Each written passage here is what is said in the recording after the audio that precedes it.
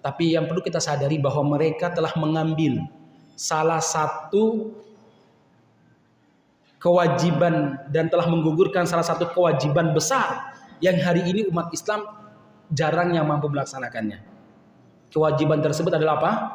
Amar ma'ruf nahi munkar. Yang oleh sebagian para ulama itu dianggap sebagai rukun Islam yang keenam. Saking begitu urgennya amar ma'ruf nahi munkar.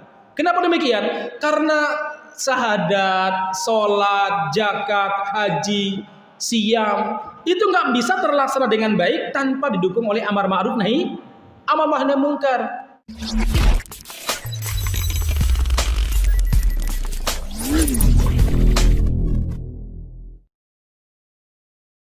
Anda pada bulan Ramadan kurang khusyuk melaksanakan ibadah bulan Ramadan. Kalau amar ma'ruf nahi munkarnya dilaksanakan, orang akan makan di siang hari, mungkin diskotik masih buka pada malam hari, dan mohon maaf, mungkin tempat-tempat lokalisasi juga masih open di bulan Ramadan. Kalau nggak ada aktivitas amar ma'ruf nahi munkar, ibadah kita yang bernama siam, taraweh, dan lain sebagainya kurang bisa khusyuk jemaah sekalian.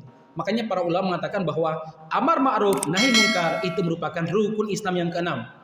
Dan jarang-jarang manusia yang mampu melaksanakannya. Nah, teman-teman kita ini mengambil salah satu bagian terpenting dalam upaya menegakkan syariat, yaitu amar ma'ruf nahi munkar tadi jemaah sekalian. Maka wajib kita bela. Baik masyarakat muslimin, itu solih muslihun. Kita lanjut. Sekarang kita masuk pada tujuan kita berjuang. Biar kita ini bukan sekedar sama secara fisik, tapi visi misi kita juga sama masyarakat muslimin. Berkumpulnya kita di sini karena sebuah visi misi. Apa sebenarnya yang kita tuju? Apa yang kita inginkan? Tujuan yang kita inginkan adalah memenangkan agama Allah Subhanahu wa taala. Ini penting nih. Soalnya hari ini ada orang-orang yang mohon maaf puas prematur. Udah merasa menang, tapi belum saatnya, prematur itu. Saya sering ditanya sama saya punya tetangga dulu di Pasar Kliwon tuh, dia anak Salafi Arab. Dia bilang sama saya, "Ustaz, sampean itu teman-teman sampean tuh di DSKS dan lain sebagainya, ngapain teriak-teriak di jalan demo? Apa Anda nggak bersyukur dengan kondisi kita di Indonesia? Kita bisa ngaji, Ustaz. Istri kita bisa pakai jilbab bahkan cadar. Kita bisa pakai gamis kemana-mana. Anak bisa sekolah di sekolah Islam. Ustaz, apalagi yang dicari? Jangan mengkufuri nikmat," katanya. Saya senyum, saya bilang, "Mas, itu namanya, mohon maaf, kalau dalam bahasa biologis itu namanya ejakulasi dini, penyakit," saya bilang gitu nih ya. Gak bener itu, merasa nikmat tapi belum saatnya. Itu namanya apa? Kenikmatan prematur. Begini, tujuan kita bukan itu saja, tapi tujuan pokok daripada perjuangan kita yang diajarkan oleh Allah dan dicontohkan oleh Rasulullah SAW adalah apa? Liyudhhirahu 'alad dini kullih walau karihal kafirun walau karihal musyrikun walau karihal munafikun. Agar kita ini memenangkan agama Islam di atas semua ideologi. Mohon maaf, ideologi demokrasi itu harus di bawah. Ideologi apapun itu harus di bawah syariat Islam. Tidak sebagaimana ungkapan Bapak Ketua BPIP, di mana dia bilang umat Islam kalau ingin baik di negeri ini harus meletakkan ayat-ayat konstitusi di atas ayat suci. Itu pikiran Firaun. Ana rabbukumul a'la. Rabb artinya apa? Pengatur. Aturanku, kata Firaun, jauh lebih tinggi daripada ayat suci yang dibawa sama Musa. Ini pikiran Firaun mulai hidup di tengah kita ini. Itu artinya apa? Sebentar lagi Firaun akan menghadapi Musa. Nah, tinggal kita memantaskan diri untuk menjadi Musa-Musa berikutnya jemaah sekalian. Ini penting nih. Memenangkan agama Allah Subhanahu wa taala. Kalau bukan karena untuk ini, Rasul tidak perlu hijrah jemaah sekalian. Nabi sudah ditawarkan oleh siapa namanya? Ibnu Rabi'ah itu. Utbah bin Rabi'ah seingat saya. Dia datang kepada Nabi Muhammad. "Ya Muhammad, aku diutus oleh kaum kamu untuk memberikan beberapa tawaran kepadamu ya Muhammad. Karena kami tahu kamu tuh orang baik, dari keturunan yang paling mulia, orang yang jujur gak pernah berdusta. Tapi apa yang kamu ajarkan Muhammad meresahkan kami," kata Utbah bin Rabi'ah. Meresahkan kami betul Muhammad. Utbah ini termasuk orang cerdas kalangan orang-orang Quraisy dan teman dekatnya Nabi Muhammad sebelum boleh diangkat sebagai Rasul. Ya Muhammad, tawaran mereka begini. Andaikan dakwah yang kamu bawa karena ingin mendapatkan harta, maka kami semua suku di Makkah akan mengumpulkan harta dalam jumlah yang sangat banyak, kami berikan kepada kamu. Weslah, kamu gak usah lanjutkan dakwah karena dakwah kamu meresahkan.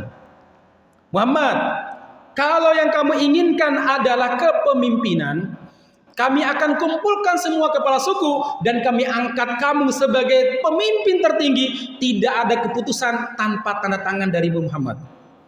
Muhammad, kalau yang kamu inginkan adalah wanita-wanita Arab yang cantik-cantik ini, kata Habibur Rahman Asyirazi dalam Ayat Cinta, katanya kalau 3 gadis Arab berjalan, yang cantik 6 katanya. Kenapa? Bayangan ikut cantik. Beda sama gadis Jawa katanya gitu ya. Ini kata Habibur Rahman, bukan saya ya. Baik jemaah sekalian, kami akan kumpulkan gadis-gadis kami yang paling cantik, ambil sebagai istri ataupun budakmu, kamu hentikan dakwah ini Muhammad. Tetapi kalau yang membuat kamu berdakwah sampai meresahkan masyarakat karena fika jinnah, ini parah banget nih, karena kamu gila, dirasuki setan, maka kami akan memanggil tabib yang paling pintar, kemudian nanti akan meruqyahmu Muhammad. Gimana Muhammad? Nabi Muhammad SAW diam dan mengatakan, sudah saudaraku, sudah. Kalau begitu dengarkan saya sekarang, dia bilang. Nabi Muhammad mengatakan. Kemudian apa kata Nabi Muhammad? Nabi Muhammad SAW pun membaca surat Fussilat. Hamim tanzilum minar rahmanir rahim kitabun fussilat ayatuhu qur'anan arabiyyan liqaumin ya'lamun. Jadi begitu dibaca Nabi Muhammad, dia langsung dengerin seakan-akan melihat sesuatu yang baru. Sampai disebutkan dalam sebuah riwayat, dia sampai tangan taruh di belakang, tanda dia menikmati. Hamim tanzilum minar rahmanir rahim. Dia dengerin aja, nggak sadar kalau yang dia dengar apa? Al-Quran. Sampai ayat yang kelima, fa'amal innana amilun. Kalian lakukan apa yang kalian lakukan, dan kami akan melakukan apa yang kami yakini. Dia langsung sadar. Dia pun bangun dan menaruh jari telunjuknya di lisan Nabi. Cukup. Bagaimana paman? Kata Nabi Muhammad, udah. Menurutmu gimana? Udah, tak, pergi dulu saya. Dia pergi jamaah sekalian. Artinya kalau itu yang diinginkan dari dakwah Nabi Muhammad, Nabi Muhammad selesai udah jamaah sekalian. Tapi sekali lagi ini loh, intinya dakwah Nabi Muhammad. Memenangkan agama Allah, terus menegakkan ad-din. Sebagaimana firman Allah Subhanahu wa taala dalam surat Asy-Syura, syara'a lakum minad dini ma wassa bihi Nuha. Allah telah mewasiatkan kepada kalian, telah menetapkan bagi kalian sebuah ketetapan yang Allah Subhanahu wa taala bebankan kepada Musa, kepada Ibrahim, kepada Musa, kepada Isa dan kepada kamu Muhammad, an aqimud dina wa la tatafarraqu fi. Catat, tegakkanlah ad-din dan jangan berpecah belah. Jangan berpecah belah. Mungkin tadi malam para ustaz telah menyampaikan tentang pentingnya ukhuwah. Jangan berpecah belah. Gara-gara apa? Gara-gara yang satu mengatakan bahwa khilafah telah tegak di Suriah, yang lain mengatakan belum, ya. Jangan berpecah belah jemaah sekalian. An aqimud dina wa la tatafarraqu fi. Kenapa kita enggak boleh berpecah belah? Kaburu 'alal musyrikin ma tad'uuhum ilai. Karena orang-orang musyrik merasa beban, merasa berat, merasa benci dengan apa yang kalian bawa. Kalau kalian berpecah belah, sementara orang-orang musyrik berupaya untuk menghadangnya, kalian nggak bisa menegakkan agama ini jemaah sekalian. Kemudian Allah melanjutkan, Allahu yajtabi ilaihi man yasha. Orang-orang yang menegakkan agama ini bukan orang sembarangan, mujtaba, yajtabi, orang pilihan Allah Subhanahu wa taala. Masyarakat muslimin, maka kita harus merasa bangga ketika kita ini terlibat dalam pergerakan Islam. Yajtabi ilaihi man yasha wa yahdi ilaihi man yunib, dan Allah Subhanahu wa taala akan memberikan petunjuk kepada orang-orang yang mau bertobat. Baik jemaah sekalian, kenapa harus syariat Islam? Kita langkahi karena waktunya tinggal 7 menit. Terus selanjutnya, apa indikasi kemenangan? Ini dia. Ustaz, Kalau memang kita ini memenangkan Islam, pertama, apa kita belum menang? Apa indikasi bahwa kita menang? Ada dua. Yang pertama, kata Imam Al-Muwardi dalam bukunya Al-Ahkam As-Sultaniyah, dan juga ini disampaikan oleh Imam Al-Juwaini dalam bukunya Ghiyasul Umam, dan oleh ulama kontemporer pakar tata negara Islam yang namanya Profesor Sulaiman Al-Dumaiji. Beliau mengatakan begini, jemaah sekalian. Ini para ulama nih. Ini saya ringkas saja nih ya. Yaitu apa? Iqamatuddin, tegaknya agama. Yang kedua, siyasat dunya biddin, Islam mengatur kehidupan berbangsa dan bernegara. Baik, ciri tegaknya din apa jemaah sekalian? Satu, agama terjaga dari berbagai macam ancaman, kesyirikan, kebidahan, pelecehan, dan agama tidak dilecehkan, tidak diremehkan. Hari ini amar ma'ruf nahi mungkar itu dilecehkan. Itu artinya apa? Kita belum menang. Kalaupun kita menang, menangnya baru juz'i, at-tamkin al-juz'i. Kata siapa namanya? Profesor Dr. Ali Muhammad As-Salabi dalam bukunya At-Tamkin fil Quran wa Sunnah. At-Tamkin fil Quran. Yang kedua, Islam tersebar dan terrealisasi. Dibuktikan dengan apa? Ditegakkan hudud. Jadi para pezina itu bukannya jadi artis yang diundang kemana-mana, rajam kudunya. Dia muslimah. Ya. Kalau orang kafir, rajam juga karena dalam Taurat begitu, dalam Injil begitu jemaah sekalian. Terus apalagi banyak. Yang ketiga, manusia aman damai dalam beribadah kepada Allah Subhanahu wa taala, ya'budunani wa la yusyrikuna bi syai'a. Terus orang kafir merasa putus asa mengalahkan Islam. Enggak ada keberanian orang kafir untuk melawan Islam. Al-yauma ya'isal ladzina kafaru min dinikum fala takhshawhum wakhshawni. Jadi putus asa, udah gak mau berperang lagi. Ya, itu baru menang ya mas kalian. Kalau mereka masih mengendalikan kita, belum menang. Ya, kemudian yang berikutnya apa? Islam diatur dengan syariat, dunia diatur dengan syariat Islam. Islam mengatur segala urusan dengan dunia ini dengan syariat Islam. Baik, selanjutnya. Nah, masyarakat muslimin, untuk melangkah ke sana, kita harus menyadari apa kondisi kita. Ibarat seorang dokter, sebelum dia memberikan resep kepada pasiennya, ya, dia harus tahu ini pasien saya ini sakitnya apa. Nggak boleh seorang dokter itu meresep berdasarkan fenomena ataupun keluhan. Keluhan itu sebuah fenomena aja. Saya sakit perut, ditanya dulu sakit perutnya karena apa, misalkan karena makan sambal, ya, atau belum makan, atau karena apa? Tanya dulu jamaah sekalian. Baru kemudian setelah semua dianalisa, dia menyimpulkan oh sakitnya kira-kira begini. Boleh langsung sakit perut, sakit perut, demam langsung kasih demam, kacau nanti. Itu bisa mati itu pasiennya. Masyarakat muslimin yang mudah-mudahan dirahmati Subhanahu wa taala. Jadi kita harus membedakan antara apa namanya? Fenomena dengan permasalahan akar masalah. Itu sampaikan ya, fenomena sama apa? Akar masalahnya. Nah, sekarang pertanyaannya, Ustaz, sebelum kita berbicara pada akar masalah, kita lihat dulu kondisi kita seperti apa jemaah sekalian hari ini. Mau tidak mau, diakui apa tidak? Kondisi kita sebagaimana disebutkan oleh Nabi Muhammad SAW dalam beberapa hadis yang disebutkan sekarang. Ya. Di antaranya apa? Kondisi kita sekarang sebagiannya ngantuk saat pengajian, ya enggak? Itu kondisi kita. Lagi bicara perjuangan ngantuk, masya Allah luar biasa ini ya. Luar biasa kita ini ya. Baik jemaah sekalian. Yang kedua, baik yang pertama, apa kondisi kita? Kondisi kita adalah gurbatul Islam wa ahli. Kita ini mengalami keterasingan Islam. Ada yang mengatakan, Ustaz, oh enggak, sekarang kita pakai kopiah kemana-mana, gamis bisa kemana-mana. Katanya terasing. Yang terasing itu bukan perkara yang sifatnya aksesoris, tapi apa? Usuluddin, perkara pokok jemaah sekalian. Anda bilang bahwa mengucapkan Natal itu dosa, Anda dibully di mana-mana. Ustaz heran. Tahun lalu saya wawancara dengan Ustaz Muin rahimahullah tentang Natal. Kemarin menjelang tanggal 20 Desember, saya tanya sama adik-adik, kok videonya udah nggak ada? Iya, dicari dulu. Ternyata apa? Di-hidden sama Facebook, sama YouTube, ya. Upload lagi, saya bilang gitu nih. Di-upload lagi, ya. Potong tuh beberapa apa namanya ceramah boleh dipotong, biar mudah di-share kemana-mana, saya bilang gitu. Ternyata jamaah sekalian membicarakan perkara pokok, lam yalid wa lam yulad, itu dianggap sebagai toleransi. Setiap hari mengucapkan ghairil maghdubi alaihim waladdallin, nggak paham jamaah sekalian. Ini perkara pokok loh jamaah sekalian. Kita tidak berbicara yang namanya sifatnya aksesoris, perkara pokok.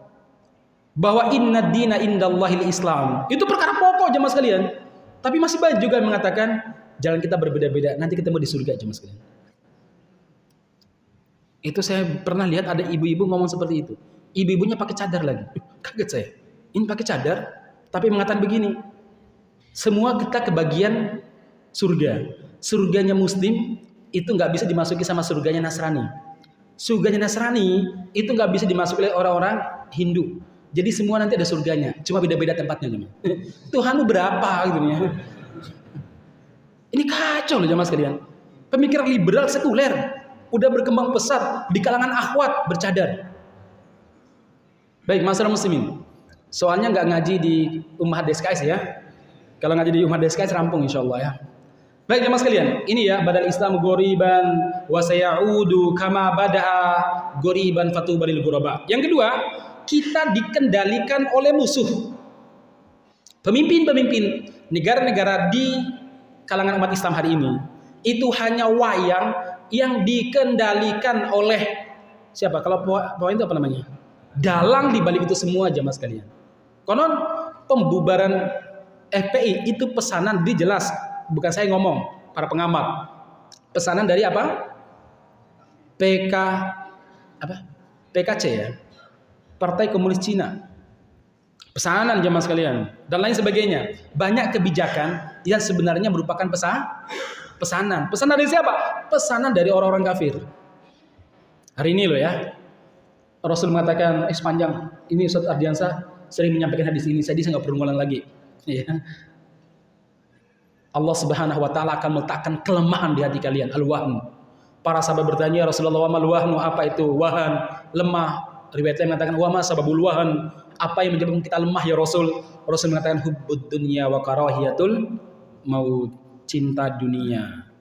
Ini terutama para aktivis juga cinta dunia yang luar biasa loh. Rebutan jualan obat, rebutan itu juga cinta dunia luar biasa. Akhirnya apa?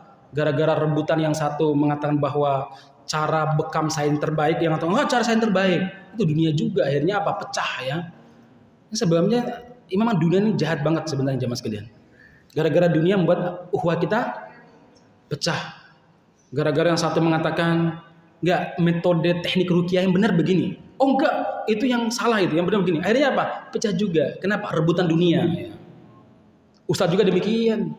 Rebutan jamaah. Dunia itu juga, dunia itu cinta popularitas.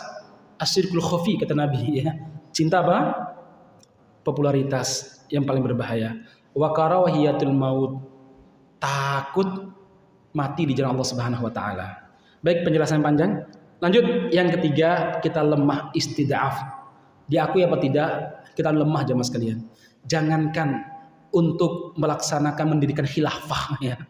Membantu saudara kita dari Rohingya lari ke Indonesia. Seharusnya mereka itu dalam syariat kita diposisikan sebagai apa? Muhajirun. Sementara kita sebagai ansor. Itu nggak bisa kita bantu ke jamaah sekalian. Baik. Selanjutnya, kenapa kita dikendalikan? Ini banyak sekali nih kajiannya. Nggak bisa sehari nih jamaah sekalian. Apalagi 20 menit ya. Apalagi 40 menit nih. Ini banyak nih bagaimana nih bilangnya agama. Tapi yang begini, saya ingin yang terakhir aja jamaah sekalian. Nah ini dia. Bagaimana supaya kita istiqomah?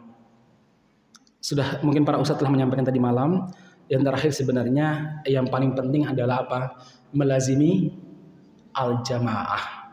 Menjadi ekor di komunitas singa itu lebih baik daripada menjadi kepala di kumpulan semut. Jangan dibalik ya. Lebih baik menjadi kepala di kumpulan semut daripada menjadi ekor di kumpulan singa. Oh nggak bisa. Anda nggak bisa menang-menang gitu jemaah sekalian ya. Lebih baik menjadi ekor di komunitas singa daripada menjadi kepala di komunitas semut. Itu yang seharusnya menjadi menjadi prinsip kita. Sekarang kan banyak lebih baik menjadi kepala di kandang semut daripada menjadi ekor di kandang singa. Itu nggak baik gitu jemaah sekalian. Nggak menang-menang ya, nggak menang-menang jemaah sekalian. Nah ini hadisnya panjang sekali ya terkait masalah itu. Ayatnya juga jelas.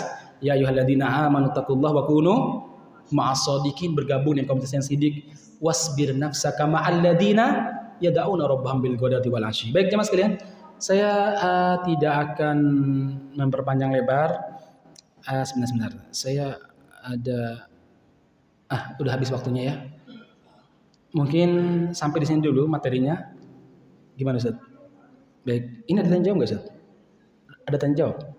Atau langsung tutup? Baik. Barakallahu fikum, karena waktu kita terbatas, karena kita sesuai dengan skedul. Mohon maaf kalau ada hal yang kurang berkenan. Jadi mudah-mudahan ini bisa menyegarkan kita teman-teman sekalian bahwa kita punya tujuan yang jelas. Apa tujuan kita tadi? Memenangkan agama Allah. Ya, itu tujuan kita jelas teman sekalian. Jadi kalau Islam itu belum menang secara totalitas, berarti perjuangan kita masih berlanjut. Nanti kalau umat Islam sudah menang, ada kewajiban lagi, ada apa? Menyebarkan lagi ya. Jadi kewajiban itu sampai zurtumul maqabir, sampai kita ini didatangi oleh malaikat maut. Demikian apa yang sampaikan, mudah-mudahan bermanfaat. Subhanakallahumma rabbana bihamdika asyhadu an la ilaha illa anta astaghfiruka wa atubu ilaik. Walhamdulillahirabbil alamin. Saya kembalikan waktu kepada beliau Ustadz Adrian. Dari saya, assalamualaikum warahmatullahi wabarakatuh.